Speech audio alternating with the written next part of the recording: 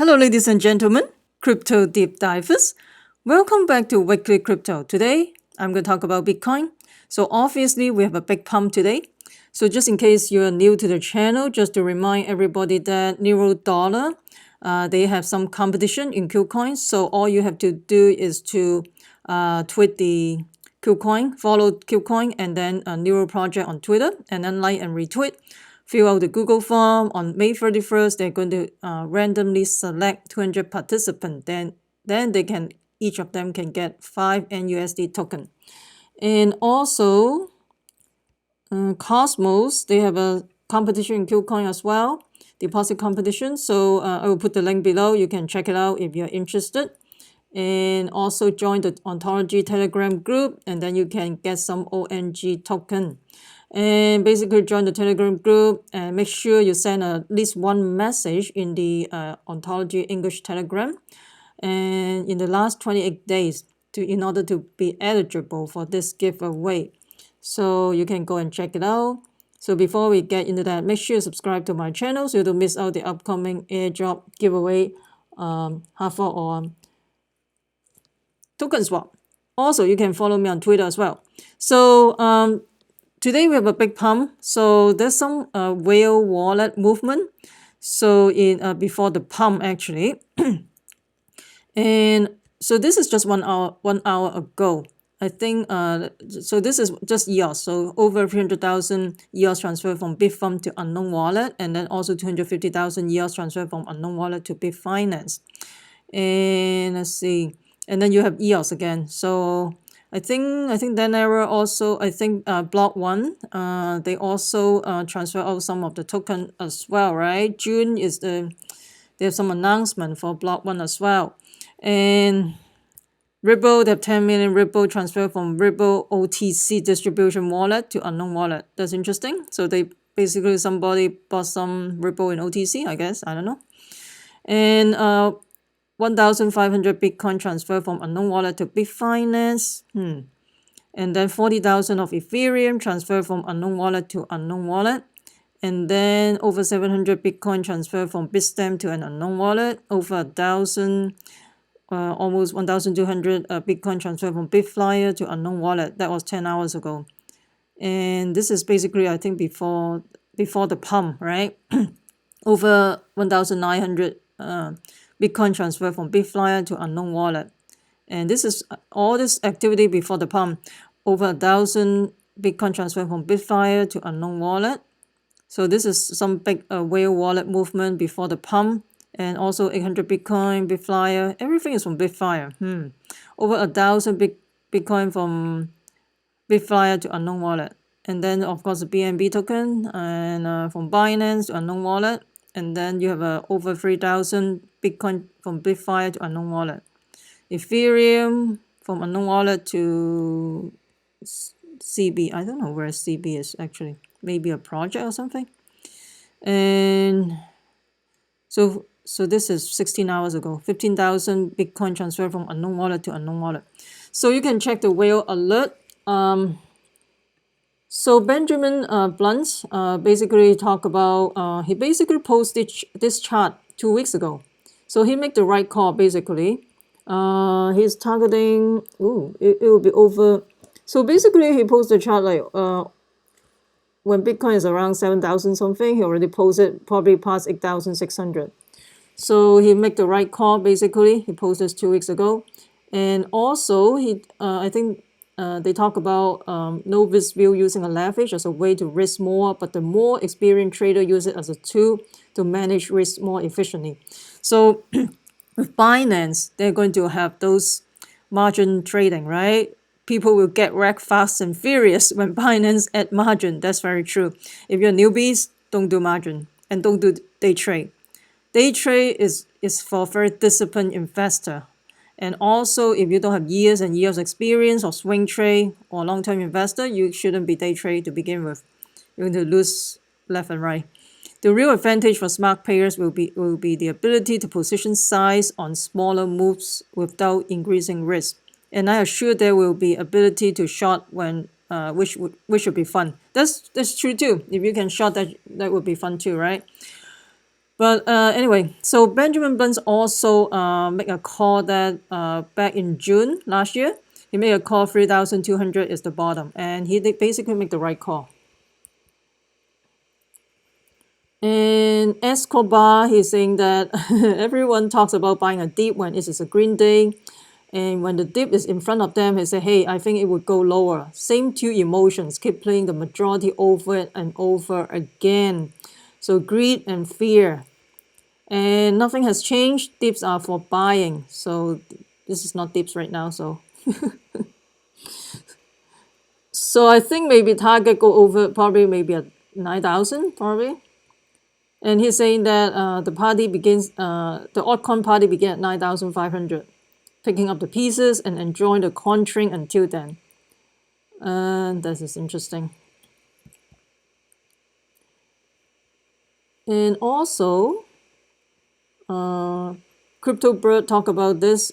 This rally will fail like the others. So, but weekly close smells like 9.8k soon. Probably go to 9.8k. I'm not surprised. If I'm the whale, I want to pump the hell out of it, right? And then you'll see. And Tongfei is the only bear left right now.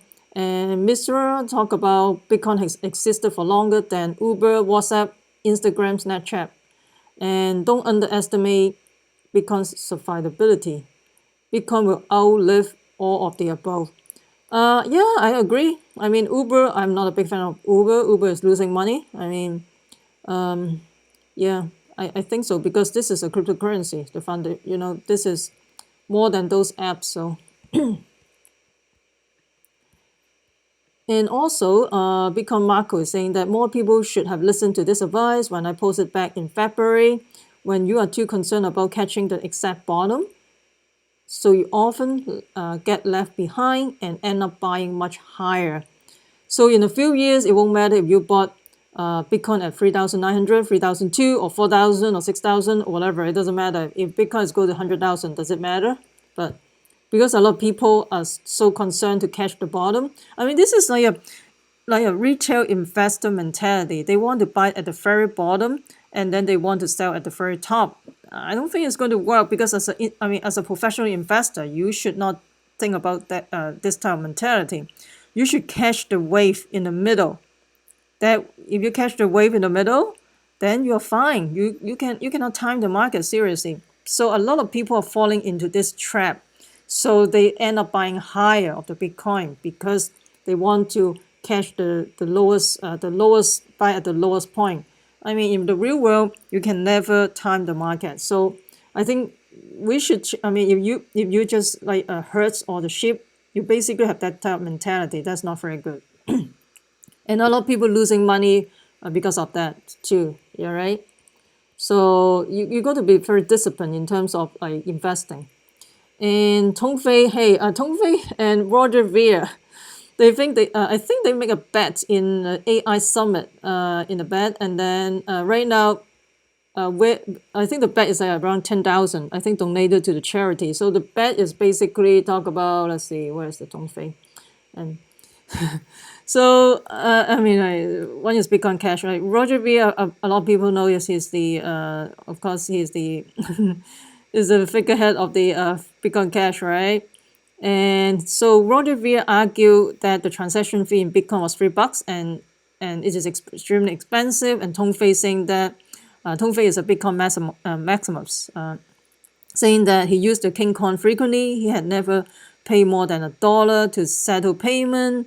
And so Tongfei basically pull out his wallet and send him $5 worth of Bitcoin. And then Roger Ver make a bet of 10,000 for any charity of Tongfei's choice if the latter was able to send $5 with a transaction fee of 5 cents in 24 hours.